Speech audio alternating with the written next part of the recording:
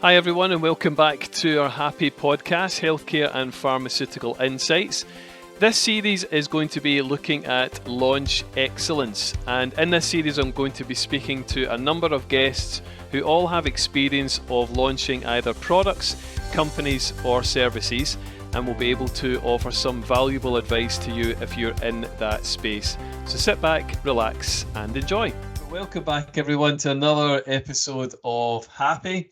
Our Healthcare and Pharmaceutical Insights podcast, and I'm delighted to welcome Gareth Bullen with me today. So Gareth and I know each other well. I was working in partnership with Gareth on a team build for him last year, and I'm really pleased he's agreed, and I think also delighted that he's joining me today on the podcast. So Gareth, welcome. Do you want to give us a quick introduction to who you are, a little bit of a potted history so people can get an understanding of who you are and what you're doing? Yeah, of course. I agreed and I'm delighted. So thanks, Colin. Gareth Bullen. I'm Managing Director of Microtech UK Limited. We're, as Colin says, we're pretty well a startup. We're just into our second year now of business in the UK. But we're part of a global family of companies who've some have been in existence for 20, 30 years. But we're a standalone company, so we're still in that sort of startup, fast-growing phase. Before that, I led the Diagmed team, which is another endoscopy company in the UK. So I've had quite a bit of experience in this field. Good, and that's the reason that I wanted to bring you on, Gareth, because the topic we're going to look at today is all around how to build a brand and launching a company and a product in the UK. The reason that we wanted to look at this is because the kind of companies that I'm talking to on a fairly regular basis are companies in discussions like the one that you and I had, back in the day when it was, right, Colin, listen, we're at this embryonic stage. We're looking to launch, we're looking for some help. And obviously we helped you on the recruitment side of that. But there's also so many other aspects to launching a company and launching a product in the UK that I'm unfamiliar with because I'm not on that side of the fence. But you are obviously very familiar with. And I think it'd be good to share that with people watching that and listening who are maybe at that point or considering it just now. So we've got a few questions that we'll go through, and hopefully that people will learn quite a bit from that. So in terms of looking at launching a product, you've done both launch a product and a company in the UK. Yeah. Where do you start? Where do you start when you're launching a product or a company into the UK? Well, actually, I think you've been very insightful there. I think if I take the company first, because I think, Sure. Unless you can launch that properly, you've got nothing. And you said the crucial word. I think you've got to launch a brand. And we talked a long time in the company about what that would mean. And I know it might seem obvious to you, Colin, but I think that's where I've made mistakes in the past, and I've seen others make mistakes, where we really wanted to understand our values and what we'd stand for far more before we talked about products, actually, and how we would move a product. I can talk about that later. And so it's about building those foundations of values. And indeed, when we started our social media campaign to let people know about us, because people didn't know about us at all. Yeah. We didn't even talk about our products for 6 months. We talked about how we believed in sustainability, how we believed in customer service, how we believed in patient experience. And those are the things we talked about. So people started understanding what we're about, and then we gently tied product to a value. So whether it be patient outcome, whether it be sustainability, I'm big on sustainability, so we push that a lot. And so that's how we slowly built that brand through obviously social media, through the website, but also through events, through talking with people about what we stood for and trying to understand their values and connecting our values to them. So there was a lot of work around that was going in the background before we could even trade, actually, to try to get people to understand the business. So the first time we turned up on an event, people generally would come up and say, "Who are you?" Yeah. And it was Yeah. lovely because we went to the same event this year. So 1 year in, and everybody knew who we were, and Good. what we stood for. Good. So but that was a lot of hard work. So I think, it's about really thinking, what are you launching as a company, and what does that mean? And I don't know how you feel, Colin, but I just think in this modern world, you it's not about just having values. You've got to believe in those values, and you've got Yeah. to be constant on those values, really. And Yeah. the only time I ever get a bit uh, angry with my team, and I don't get angry too often, is if we don't live our values, really. Yeah. So we start there, and then every product and every product launch needs to be in line with those values. And if they're not, then we're not going with it. Yeah. That's we're absolutely clear on it. So launching a brand, I mean, launching a brand's hard. I've got to be honest. If Yeah. Yeah. anybody Yeah. is Yeah. is is out there trying to launch a company, launching a company in the UK is hard enough. Just getting a bank account is hard enough. Yeah. That took us Yeah. 5 months. So there's lots of other challenges. But I Yeah. think you said it. The brand's the most important part of getting this right. Yeah, and I think, I mean, it's anything new. When you're launching something brand new, you want to talk about something that you believe in, Mm. something that you know works, and something Yeah, you know is going to add value to, in this case, your patients or your healthcare professionals. You know that, yeah, but these people don't know you, and you're trying. It's it's an element of that kind of. yeah, It's not quite cold calling, but you're yeah, you're getting yeah. back It is. to Yeah, yeah. you're getting back to people. People have no idea who you are. And then the risks behind that. Do we recruit a team? Do we recruit a big team? Mm. Is there enough work for them all to do? And Yeah, obviously, you make all these decisions based on an element of risk, but you've got a lot of factors that you've brought into play before you make that decision as yeah. You well. have. Yeah, you have, and I think you just said it, and I think I've may have made a mistake in the past where I was too cautious, Right. and I think I know it's a truism, but it's a truism because it's true. If you think small, you get small, and if Yeah. Yeah. in the Yeah. end That's you a good have, way to put it. Yeah. but you know what I mean. In the end, you have to be brave enough to be the company you're going to be. Build the Yeah. company that it will be in 2 years' time, and that takes a bit of guts, Yeah. to do that. And of course, it takes investment and all those things. Yeah. But I think with this company, I was really sure that we would build it in the way that it will be in the future, Yeah. and behave in a way that we will be in the future. Yeah. And you Yeah. were great helping us build that team right from the start. So yeah, I think that's a big decision at the start. How are you going to do this? Are you going to let it organically grow, but you might take 20 years to do that, or are Yeah. you really going to come in with a bang and say we're here? And Yeah. that's what we've done. And what were some of the kind of obstacles that you've had to overcome then, Gareth, when you were building that, as that said, from that kind of embryonic stage? I think there's lots on there. There's a sort of straight mundane stuff, as I say, getting the bank account, getting set up on company's house and all those things. But there's also the National Health Service is a very busy place, and just trying to get in to see people, just trying for a clinician who's already got a waiting list as long as the world, Mhm. to think, yeah, I'll trial your product when they already have a product Yeah, I'm of using, course. Yeah, so yeah, it's those sort of mundane things. It's trying to get onto the NHS supply chain, which can take, it doesn't open Mhm. again till end of 24. So how Mhm. are you going to get some presence on supply chain, which is 60% of all business? Mhm. So that was a great challenge for us, and it was wonderful when we sort of met a great partner, Pentax, who supported us in helping us get on supply chain. So it means that customers can get our products through that route. So Good. so it's really about my team. I remember we started, we were just coming out of COVID, and it was about um, them just ringing up procurement, ringing up customers. And, I always have to say, enjoy every bad call because you're one closer to a good one. You just I got to like keep that. going. I'm going to use that. I Um, like that. Yeah, yeah, yeah. yeah. So, and that's what we did, until suddenly then people got to know us, and they got to trust us, and then they let us in the hospital, and then we could work with them. But that was, I'm not going to kid you, that was a 6 months hard trawl, every day, just having a go.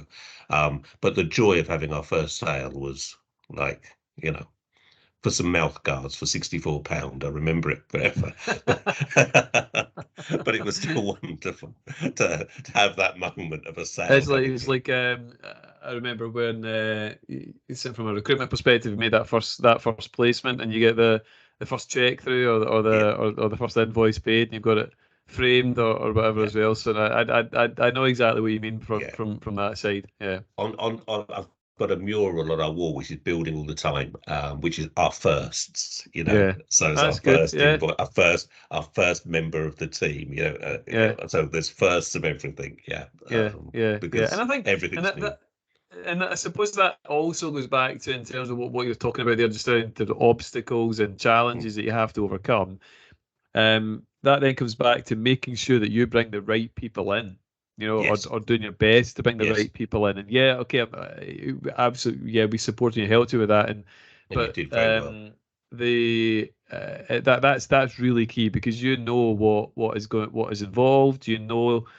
The types of individuals that are going to have to make those cold calls, those difficult calls. So you needed a certain level of experience in order to help with that. Yeah, you do, and I'm not saying this because you're here.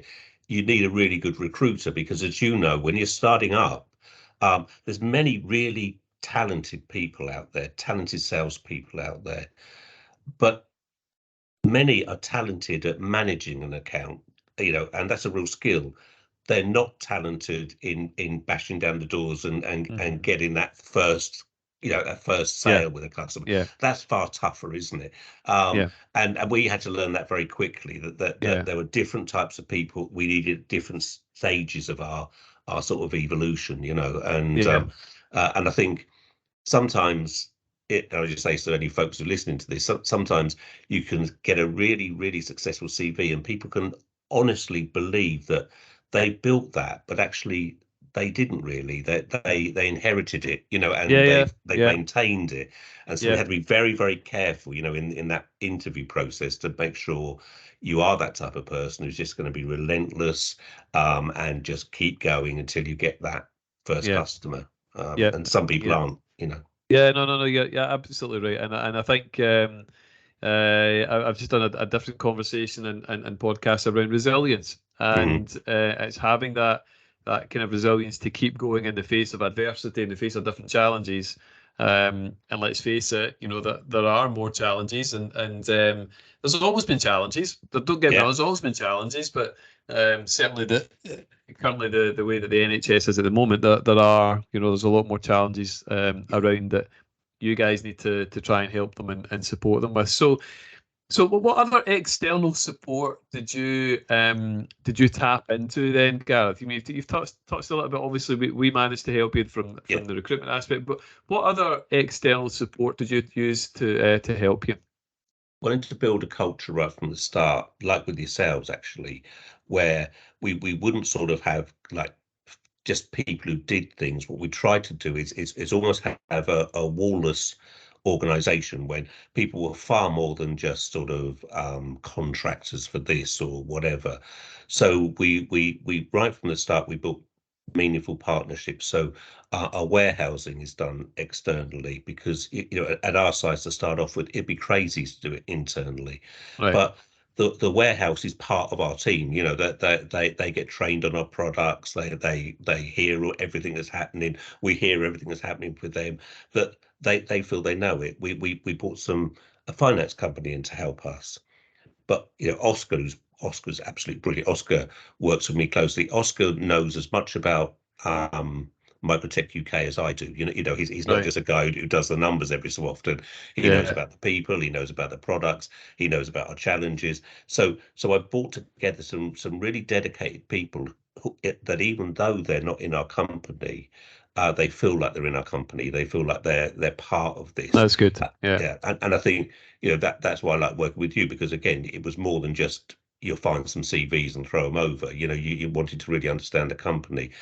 So we have a lot of external support, and then add to that Microtech Nanjing manufacturing in China. They do some great help, give some wonderful help for us. My European colleagues, because they've been up for a few years, they give some great help, offering some of the training as well for my staff, that because they've got that capacity. So I've really drawn on all of that experience and all of that sort of proper partnership working, which has really helped. Right. I think add to that. And so if I go back to a point, the other challenge for people coming into my organization is the culture I'm building, which is very adult to adult, very flat.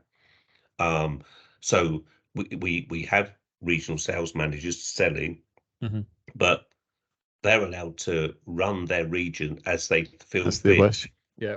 So that really suits some people. I have this mantra, if it's safe and if it's legal, just do it. Now, some people love that. Some people find that very frightening. Yeah. So, and that's how I've dealt with my partners as well. Understand what our values are, understand where my passion is, just do it. Yeah. Let's get on. So there's lots of different challenges, and one of those is me, really, in the way I want this organisation to work. So yeah. I think as well, when you tap into good external partners, you can get things done a lot quicker. You can.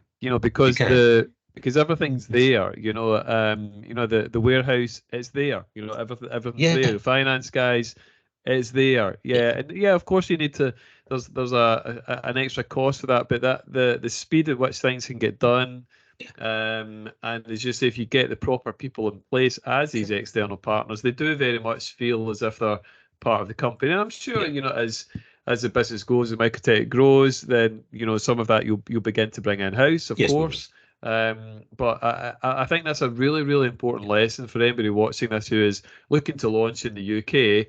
Tap into some of that external support just now. Be clear with them to say we need your help now, maybe for a year, couple of years.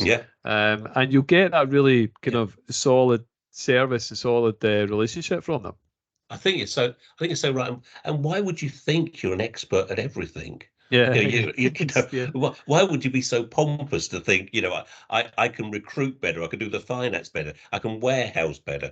Why wouldn't I use people who actually know what they're doing, in that area? So I agree with you. And I as we go forward, there are tipping points, and I see those where it would be better to bring things in-house. But I mean, no rush, because it works very, very well. And to be honest, you're right, it does cost.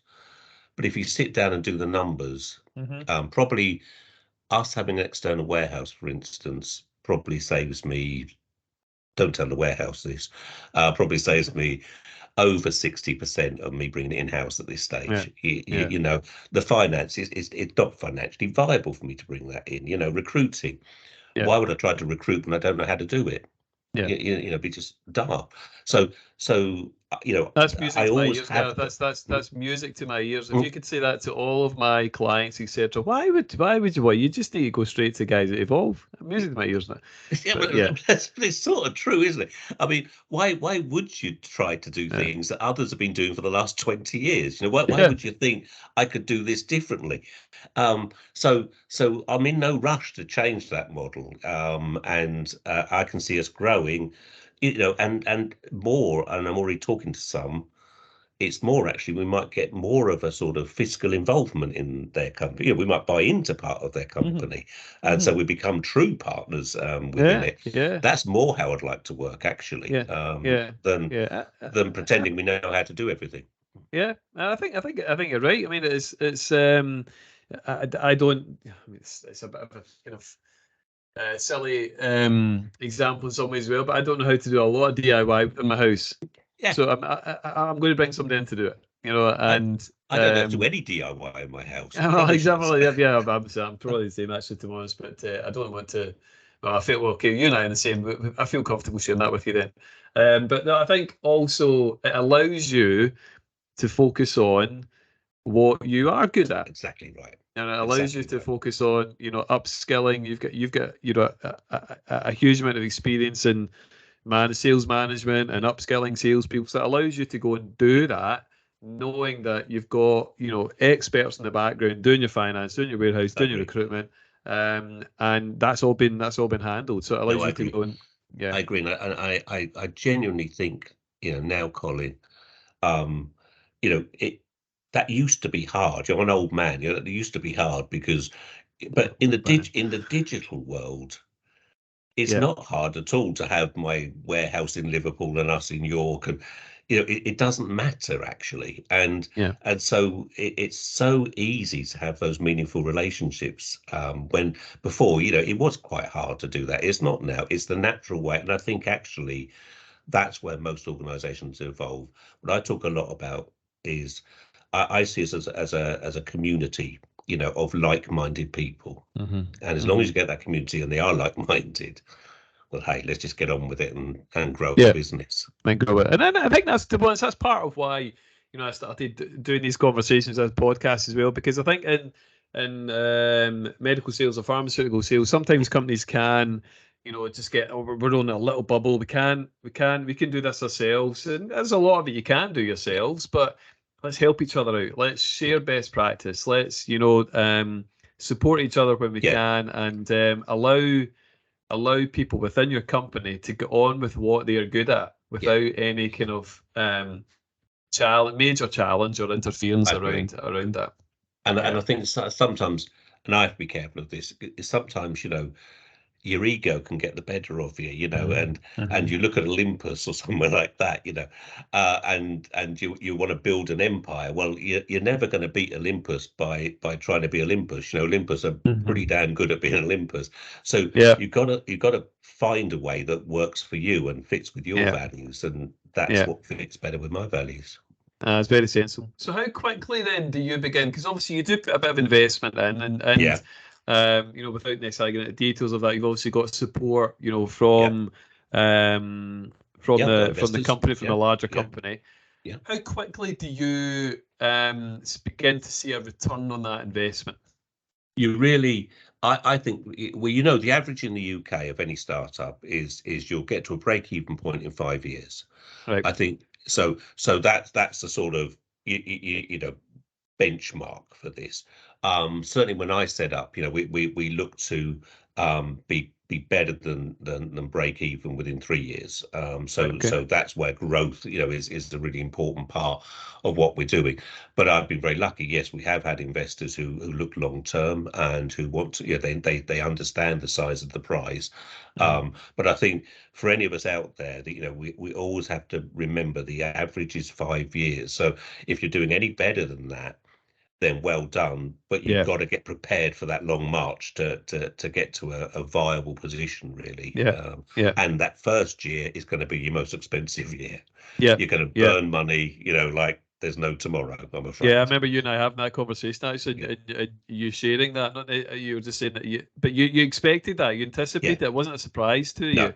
You know, in terms of, you know, that you I think you were very candid with me. You said, I'm going to I have to spend quite a lot here to get up and going. But that's standard in building anything, isn't it? You know, that's just the way it is. Whether it's a house or whether it's a business. Yeah, well, the alternative, like the house, the alternative is, okay, we don't get any, you know, bricklayers in, you don't get any roofers in. What you do is you try to do it yourself, and in 30 years' time, you might have half a house, you know, or you think, look, we've got to do a proper project here, and we've got to build this house. Well, I took the latter. You know, I could see the vision of where we want to be. Now I need to have those skills around me and pay for those skills to get us there. And you're starting to see some milestones being hit, aren't you? I mean, you're starting to see it already. You're starting to see some milestones being hit and some achievements been made already. And because you and I talk, you know, every few months, and obviously online we can see things with Microtech online. You can see, great, you know, that's been achieved. That's been achieved. So it's going in the right direction, which is encouraging. I agree, and I'm sure it's true in your business. It's everybody's business, isn't it?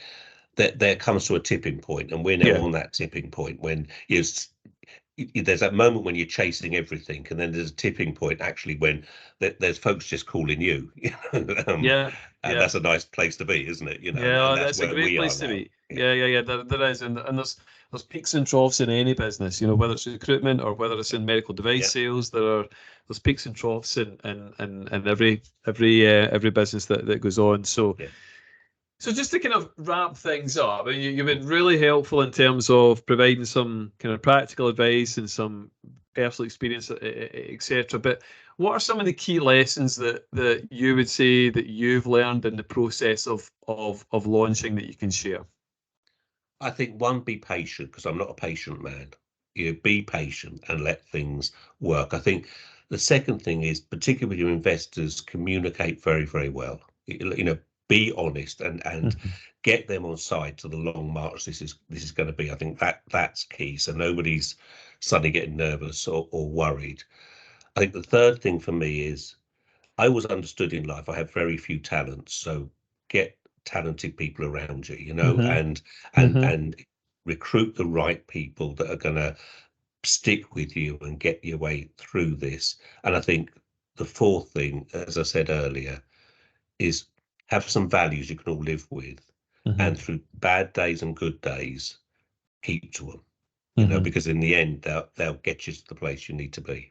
Love that, Gareth. Absolutely. And I think that's so true. That's so true. And I think the one all of that is absolutely right. But as you say, surround yourself with good people. Yeah, You know, you you yeah, you, yeah, you hear a lot of that. Sometimes it sounds a little bit cheesy sometimes, yeah, if I'm being honest with you when you say that, but yeah, it is absolutely true, especially yeah, when you're launching something new, you're going to come up against some obstacles. If everybody's on the same hymn sheet and everybody's aware of all that, then you will come through that and you'll get yeah. over those obstacles together. Yeah, yeah.